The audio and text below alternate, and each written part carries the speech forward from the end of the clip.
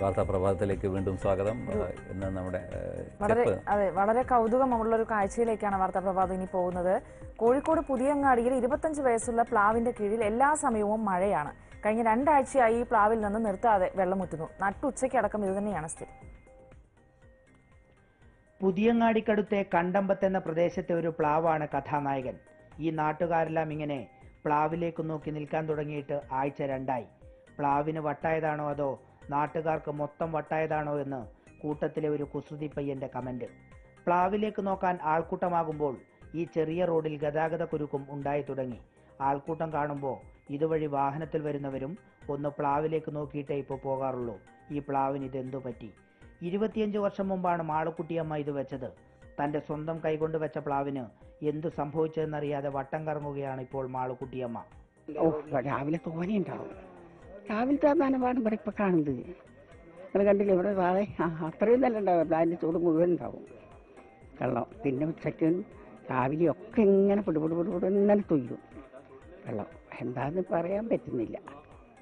രാവിലെയെന്നോ വൈകുന്നേരമെന്നോ എന്തിന് നട്ടുച്ചയെന്നോ ഇല്ല ഈ പ്ലാവിന്. വെള്ളം ഇങ്ങനെ വീണുകൊണ്ടേയിരിക്കും. ഞങ്ങൾ എത്തുമ്പോൾ സമയം ഏതാണ്ട് ഉച്ച 2 മണി. അപ്പോഴും പ്ലാവിന്റെ കീഴിൽ വെള്ളത്തിന് ഒരു കുറവുമില്ല. ഒരുപാട് സമയം ക്യാമറയും കൊണ്ട് കാത്തു നിൽക്കേണ്ടി വന്നില്ല. ക്യാമറയുടെ ലെൻസിലേക്കും വീണു വെള്ളം. പ്ലാവിന് കീഴിൽ കുറച്ചു സമയം വെച്ചാൽ മതി, ഇങ്ങനെ പാത്രങ്ങളിൽ വെള്ളം നിറയും. ഇലയിൽ നിന്ന് വെള്ളം വീഴുന്നു എന്നാണ് നാട്ടുകാർ പറയുന്നത്. പക്ഷെ സൂക്ഷിച്ചു നോക്കിയപ്പോഴാണ് അറിയുന്നത് വെള്ളത്തിന്റെ സ്രോതസ് ഇലയല്ലെന്ന്. പ്ലാവിന്റെ ചെറിയ ശിഖരങ്ങൾ തുടങ്ങുന്ന സ്ഥലത്തു നിന്നാണ് വെള്ളം കനിഞ്ഞിറങ്ങുന്നത്. ഈ വെള്ളം ഇലകളിൽ വീണ് ചിതറി തുള്ളി തുള്ളിയായി താഴേക്ക് പതിക്കുന്നു. വെള്ളം രുചിച്ചു നോക്കിയവർ പറയുന്നു നല്ല അസ്സല് പച്ചവെള്ളത്തിന്റെ രുചിയെന്ന്. പ്ലാവിൽ ചക്ക കായ്ക്കാൻ തുടങ്ങിയിരിക്കുന്നു.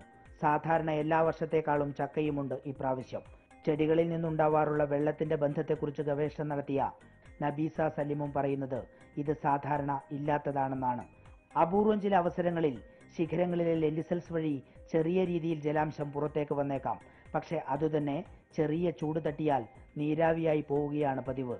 പ്ലാവിൽ നിന്ന് വരുന്ന വെള്ളവും മറ്റും പരിശോധിച്ചാലേ ഈ പ്ലാവിന് എന്ത് പറ്റിയെന്ന് ഇനി അറിയാനാകൂ. സ്ത്രീകളും കുട്ടികളും അടക്കം 100 കണക്കിന് ആളുകൾ ഈ അത്ഭുത പ്ലാവിനെ ഇന്ന് കാണാനെത്തുന്നു. വീഴുന്ന വെള്ളവും നോക്കി വെറുതെ ഇങ്ങനെ നിൽക്കുന്നു. ക്യാമറാമാൻ SK പ്രസാദിനൊപ്പം കോഴിക്കോട് നിന്നും TV പ്രസാദ്, ഏഷ്യാനെറ്റ് ന്യൂസ്.